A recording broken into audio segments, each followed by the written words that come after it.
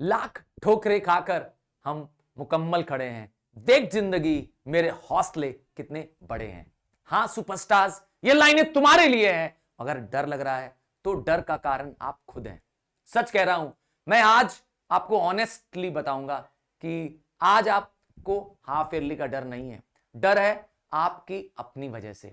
सबसे बड़ा रीजन है आपका डिस्ट्रैक्शन। आप डाइवर्टेड हैं, अभी आप फोकस्ड नहीं हैं, ये सबसे बड़ा रीजन है। और मुझसे रीजन जानना चाहते हैं, ऑनेस्ट रीजन जानना चाहते हैं, आइए मैं आपको सारे रीजन बताऊं कि क्यों डर लग रहा है। इतने सारे चैप्टर है, कैसे बैकलॉग पूरा होगा सर, और कहां से पढ़ना शुरू करूं, मैंने तो अभी शुरू नहीं किया है। अरे शुरू नहीं किए हो तो कब करोगे? क्या शुरुआत करने के लिए पंडित जी को बुलाना पड़ेगा? नहीं, आज पहला कदम उठाना ही पड़ेगा। हां, आज आज से मैं पढ़ना शुरू कर दूंगा, ये डिसाइड कर लो।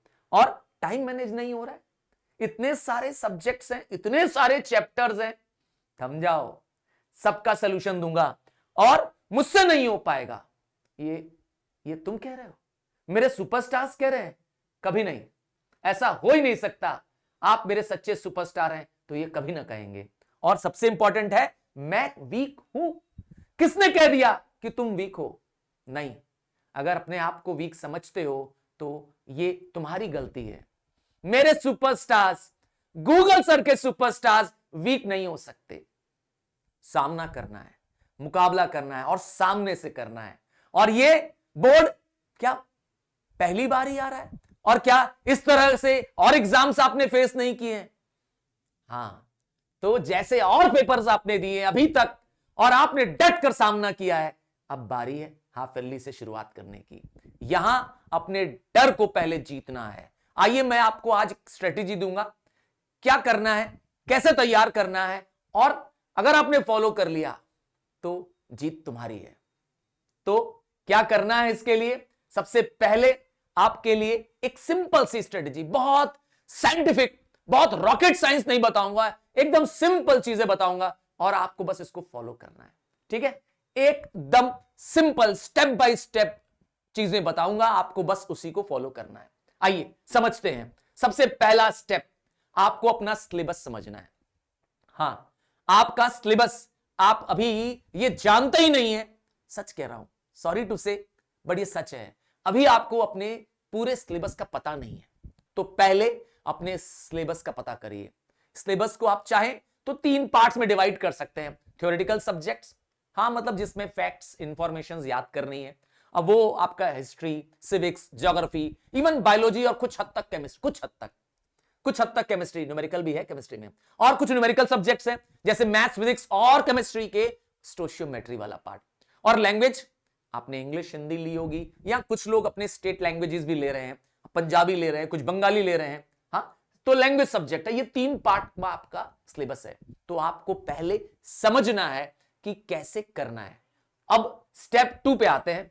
स्टेप 2 में अपने सिलेबस के चैप्टर्स को पहले आइडेंटिफाई करिए, कितने चैप्टर्स हैं।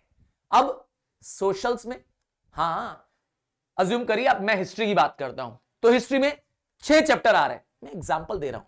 ठीक है, हिस्ट्री में 6 चैप्टर आ रहे हैं, तो वो 6 चैप्टर कौन कौन से हैं, उनका नाम लिखिए। आप कहेंगे पहले 6 चैप्टर आ रहे हैं, फिर भी मैं कहूंगा उन 6 चैप्टर्स का नाम लिखिए। मैथ्स में 10 चैप्टर्स तक आ रहे हैं, उन 10 चैप्टर्स का नाम लिखिए। ठीक है, और इसी तरह से सारे सब्जेक्ट वाइज क्या करिए। हां, एक दिन में क्या, एक दिन में मिनिमम 2 सब्जेक्ट्स, क्या एक दिन में मिनिमम 2 सब्जेक्ट्स आपको हर हाल में पढ़ने हैं। मिनिमम 2 कहा है, आपके पास समय है तो आप 3 भी करें तो बहुत बेटर होगा। हां, 3 भी कर लेंगे सब्जेक्ट तो वो बेटर होगा। और वो कैसे करेंगे ये मैं आपको बताने जा रहा हूं। तो सबसे पहले अपने सिलेबस को आइडेंटिफाई करिए, सब्जेक्ट्स को आइडेंटिफाई कर लीजिए। अब उसके बाद आइए स्टेप 3, प्लान बनाइए। प्लान क्या बनाना है आपको? आपको डेज का प्लान बनाना है, और वो पूरे वीक का भी प्लान होना चाहिए, तब तक जब तक कि आपका हाफ ईयरली या मिड टर्म एग्जाम की डेट्स नहीं दी हो। हां, अगर आपको डेट शीट मिल गई है तो वहां तक का प्लान बनाइए। क्या मेक श्योर करना है कि प्रतिदिन मैं मिनिमम 2 सब्जेक्ट्स पढ़ूंगा, और वो 2 सब्जेक्ट्स में एक एक चैप्टर आज ही डन करूंगा।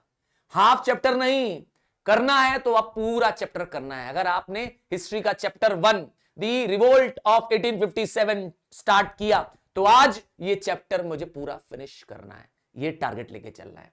मैथ्स का आपने जीएसटी शुरू किया, that is good and services tax, तो आज जीएसटी मैं पूरा फिनिश करूंगा।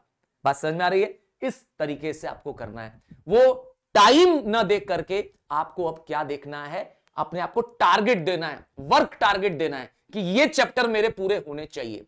हो सके तो अपने आप को एक क्या करो, एक टारगेट बेस कि मैं इस 6 डेज में अपना पूरा हिस्ट्री खत्म कर लूंगा। 6 चैप्टर्स है, 6 चैप्टर्स हिस्ट्री के खत्म कर लूंगा।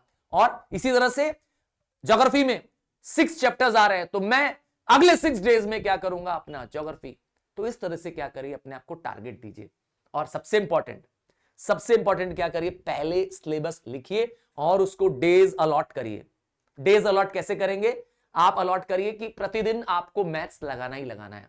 It may be half an hour और 1 आवर, बस क्या रोज करना है। ऐसा नहीं है कि एक दिन बैठेंगे मैथ्स और 5 घंटा करेंगे और बाकी दिनों नहीं। कंसिस्टेंसी इज की टू सक्सेस।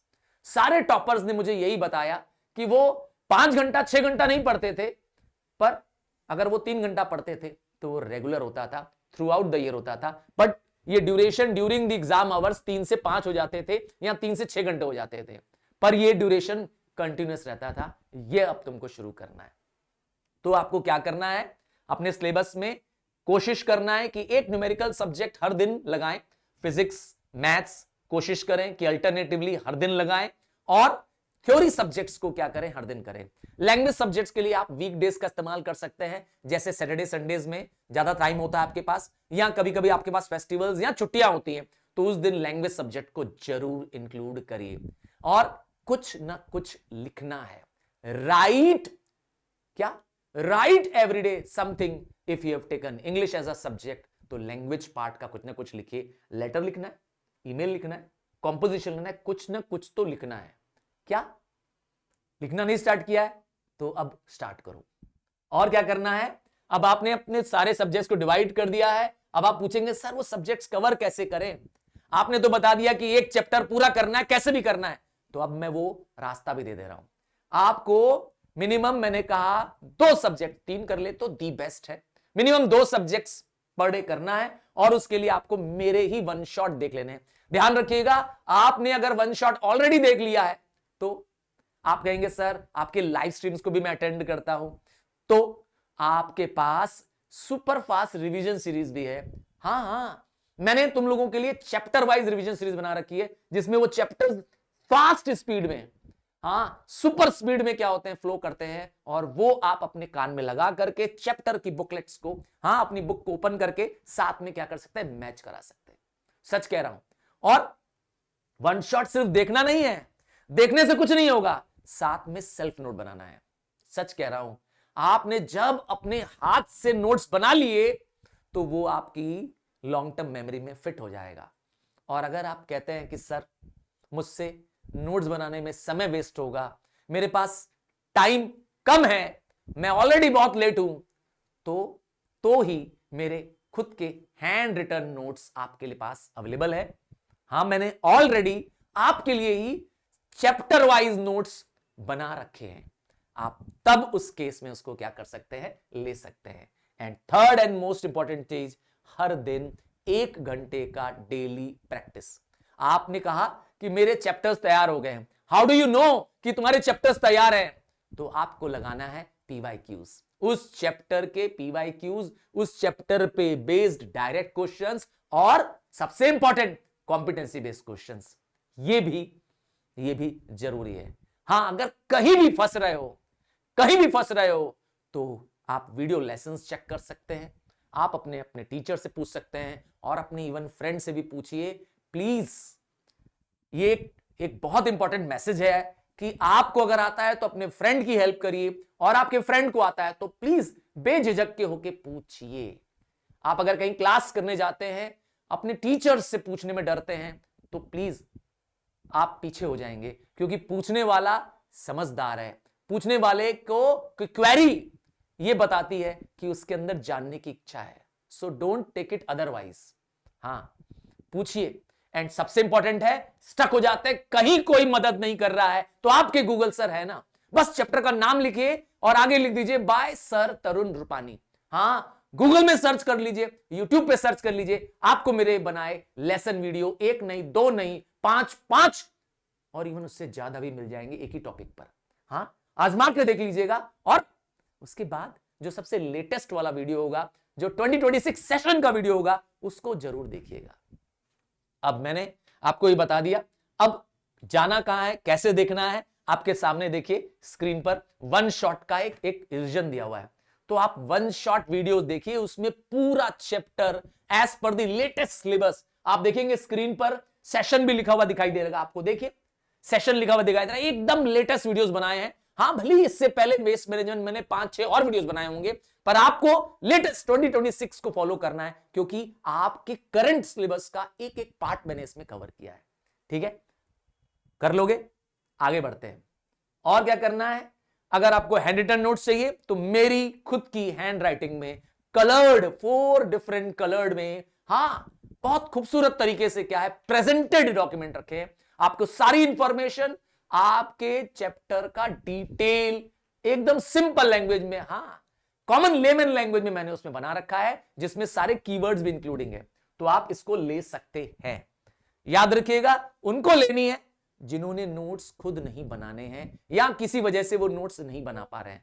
अदरवाइज आपको उसको लेने की जरूरत नहीं है। और क्या कर सकते हैं, वन शॉट ये तब लीजिएगा जब आपके सिलेबस आपको प्रिपेयर हो चुके हैं, आपको लगता है कि मैंने चैप्टर्स प्रिपेयर कर लिए हैं। अब आप क्या करिए, इसको टेस्ट करिए। हां, अपनी लर्निंग को टेस्ट करिए। कैसे? मैंने कहा इस वन शॉट बुक को देखिए। इस वन शॉट बुक में डायरेक्ट क्वेश्चंस है चैप्टर वाइज, और उसी चैप्टर के PYQs, previous questions, and most importantly उसके कॉम्पिटेंसी बेस्ड क्वेश्चंस। इवन मैं जो लाइव स्ट्रीम्स कराता हूं, हां, आप मिस कर जाते हो ना, ये बहुत बड़ी गलती करते हो। लाइव स्ट्रीम्स में मैं वही कराता हूं जो मेरी इस वन शॉट बुक में भी रहता है।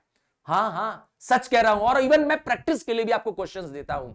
हमारे टेलीग्राम चैनल पर आपने अगर ज्वाइन नहीं किया है तो you are missing a lot. मैं हर दिन लाइव स्ट्रीम के बाद क्वेश्चंस जो बोर्ड पे होते हैं, आंसर्स जो बोर्ड पे होते हैं, वो शेयर भी करता हूं और साथ में आपको प्रैक्टिस के लिए भी देता हूं। ये मिस नहीं करना है।